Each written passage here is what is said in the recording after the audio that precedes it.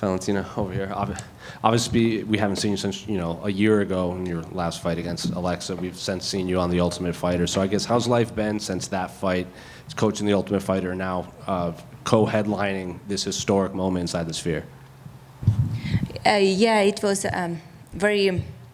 very good year for me. I had opportunities to travel. I had the opportunity to be a coach in the Ultimate Fighter, and it's like so many events happened. And now with the preparation for the fight, and yeah, just amazing. I feel strong and very confident. Alexa was in here and she said, after spending so much time with you on The Ultimate Fighter, she has a little bit more respect for you just based on having to be around you, working around you, seeing how you worked with your fighters. Is the feeling mutual? Did you gain any more respect for Alexa after seeing her and her fighters on The Ultimate Fighter? I every time have respect for my opponents, and it's kind of like I never disrespect no one, and like gaining more respect like only because of you see some like spending some more time. No, it's like not about me.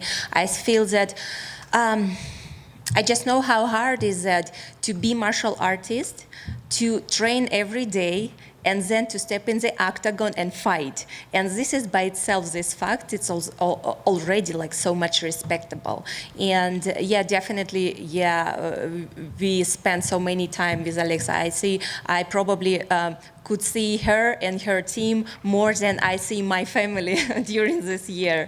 And that is funny, but yeah, it's kind of like the part what we are doing, and it's it's okay with me. I feel like very normal. And obviously, after preparing for her in back-to-back fights, did you have to do anything differently this time around that maybe you didn't do the last two times? Can say that last two times. I would say it's wrong say that way, because our second fight, and everyone could see that I won the fight, but they give a draw. And like you imagine, a draw in these circumstances, it's say by itself. So like what should I do? What should I change? I don't know. I really had to focus on like to perform and to prepare myself the best way what I can. And I say I had some amazing training camp. I pushed myself to the all limits possible and what it's impossible limits. And yeah, just ready for the action. And it's going to be amazing event and amazing fight. Did you do some of your camp in El Paso? I did. Why did you choose? I only ask because that's where my mother is from. So, like, why did you choose El Paso? Because that's not really a hotbed for MMA. I say it's amazing city, and like people who live there and growing up there, it's just like they have so good heart and spirit that I really fell in love with this city, with El Paso. And my coach, Pavel Fedotov, he has friend, he owned academies and martial arts in El Paso. And that's why we went over there. It's like very similar climate to Las Vegas. It's higher elevation that is good for your training, for your cardio as well. And in general, I was able to train with a lot of amazing training partners. Part of them, they were from El Paso. Another part, they were from Ciudad Juarez. Every day, every morning, they were crossing the border, train with me, and go back to and it was happening during a month and a half what we stayed in El Paso. And just like we, besides the trainings, was able to just deep down, just go and like to see the culture of the city, amazing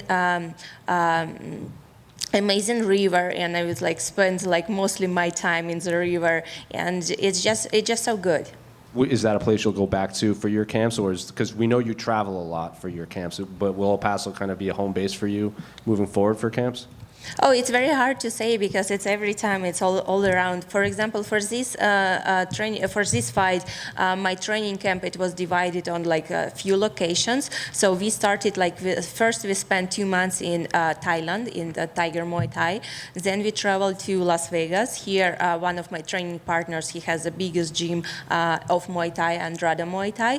And then we traveled to El Paso, and now we come back to Las Vegas. So it's every time like moving, and the opportunity to to train with different training partners, it's amazing because like when you are in the one place only for a long time, you kind of like know what to expect from your training partners. No, you know technique, but then like boom, and you have like completely different. You have to adjust, and I think I love this like because from Las Vegas to El Paso we were driving, and on our way back and come back, we stopped also in Arizona in Phoenix and trained in Fight Ready Academy. So it's another like more training partners with more skills. So it was just amazing, and I think it's exactly what I needed for like being in my best shape. And then just last one for me. Can I just get your thoughts on the main event between Sean and Merab? I think it's amazing. Very like both. They are very competitive, very strong. Everyone they have their. Like special fight style, and I would love to watch this fight, and it will be very intriguing how it's gonna end up. And so yeah, I think it's amazing main fight. Valentina, just one from you over here. Last year, I remember you mentioned the influence that the Mexican crowd had over the potential decision, or the decision that was made with the 10-8 at the end.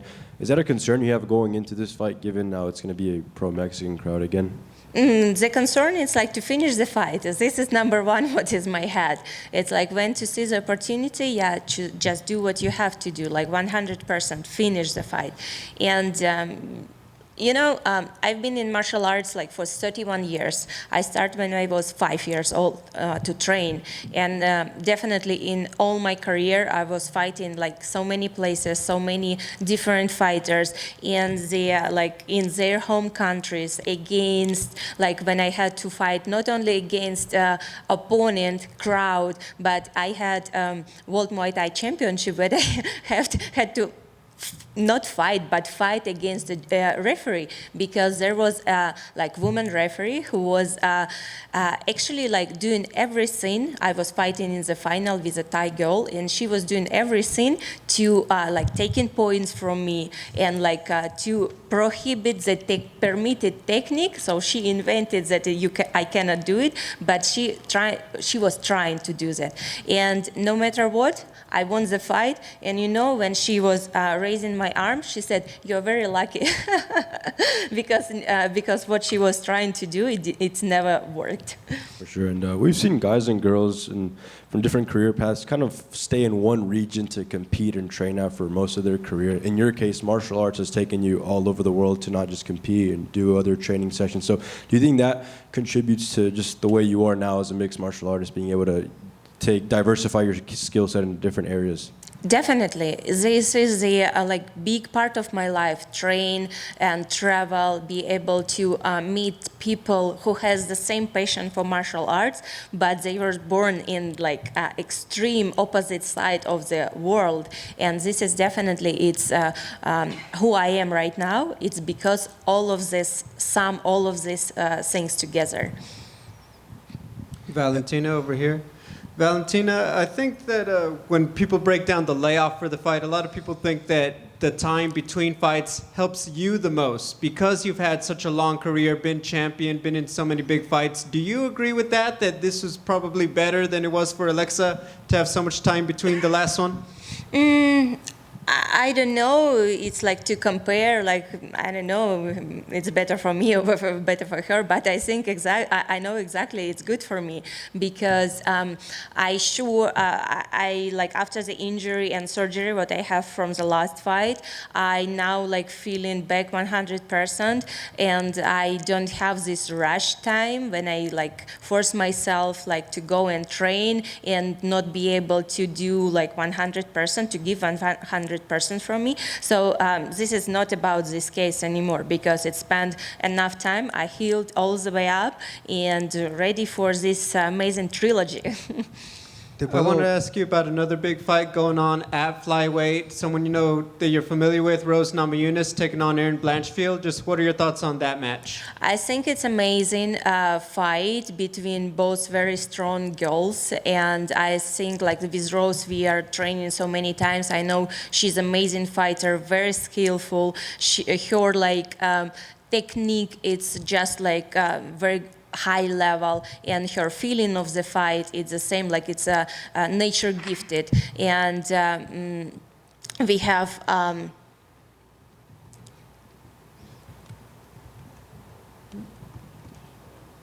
so she was fighting this, Rose fighting this. Erin. I'm sorry, Erin. I just like it's blowout, you know. So Erin, she is like young, very hungry for the victory. She has this like feeling that like once she's in the ground, it's no matter what, she has to finish the fight. So I think it's gonna be very competitive and very interesting fight to watch. So I'm looking forward to see that fight. Is there ever any, I guess, like, are you okay if they offer you Rose Namajunas because you guys have trained together and you guys are obviously friends and you both speak very nicely about each other? You know, my focus right now is my fight. September 14. I never think about like next opponent and like, especially they are fighting in November. I will have like so many times like to think about it, it's like whatever. But my focus is September 14. My opponent is Alexa, and this is it. No more people around. Final question about Saturday. You're obviously a very intelligent and very just thoughtful fighter. Do you worry at all that anything going on through the cage with the sphere and the graphics are going to be distracting at all during the fight? No. This is the last thing like what I'm worried about. It's nothing that it's like what's going to happen. Of course it's huge and big for the crowd, but me as a fighter, I'm so focused on the fight. And like, as I mentioned before, being in so many different like positions during my fighter career, in the different events, different organization, different like everything is different, and nothing could take my focus away, and that's why I'm not worried about that. Thank you. Valentina? I was just wondering, a former kickboxing opponent, Wang Kong, made her UFC debut a couple weeks ago. I was just wondering if you saw her UFC debut. No, I didn't. Thank you.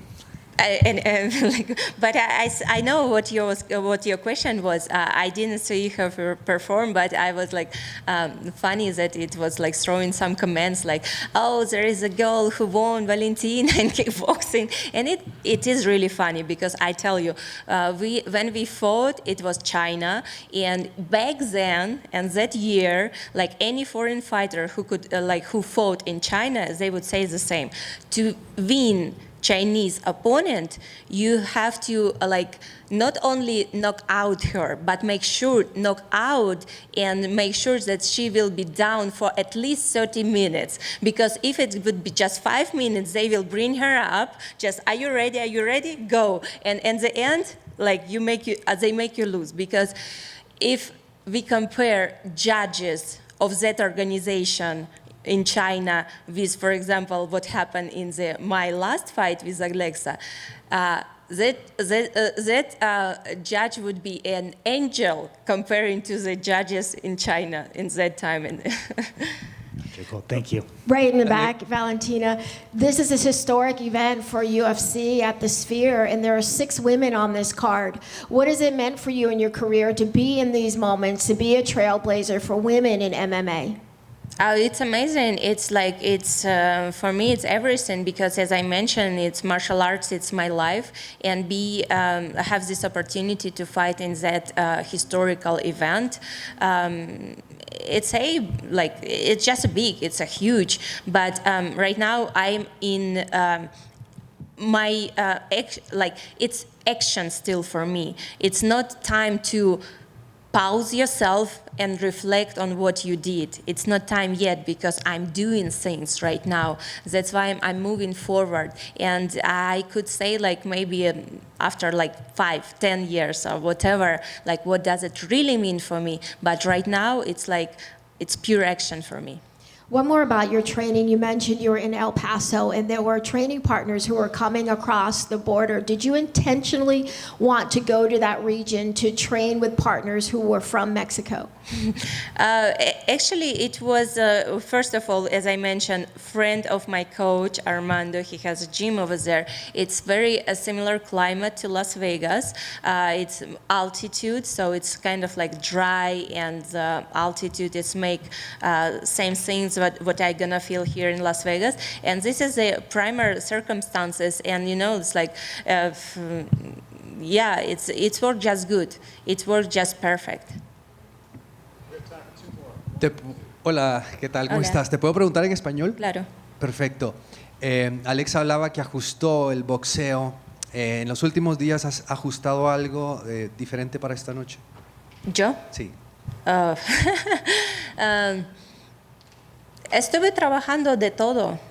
No es solamente cosa de ajustar alguna técnica. MMA es solamente tienes que de naturaleza, de nacimiento, sentir el sentimiento de la pelea. Eso es lo más importante. No es solamente ajustar solamente una técnica, porque puedes confiar en su boxeo y de ahí de repente una patada sale y ya terminó todo. Entonces, es así. Trabajar en todos sus fuertes lados y siempre empujarse hasta el final. Eso es lo más importante. Comentaste que no te distrae la esfera con todo lo nuevo que tendremos. Por primera vez, ya todos sabemos lo histórico que es esta noche por ser el primer evento deportivo ahí. ¿Podés usarlo a tu favor, todo lo nuevo que tendremos? Colores, gritos, banderas de México quizá en mayoría. ¿Eso también te puede motivar o preferís quedarte en tu plan? No, por supuesto, esta motivación, porque energía que está adentro te carga. Entonces, cuando sales a pelear y sientes toda esta energía, te motiva. Entonces, quieres dar todo lo mejor. Entonces, por supuesto, cada detalle que va a estar en el evento es mi motivación. Hola, me llamó mucho la atención la historia que contabas, tu historia en la frontera. ¿Nos la podrías contar en español? Sobre mi campamento en El Paso. Sí, por favor, en El Paso y en Juárez.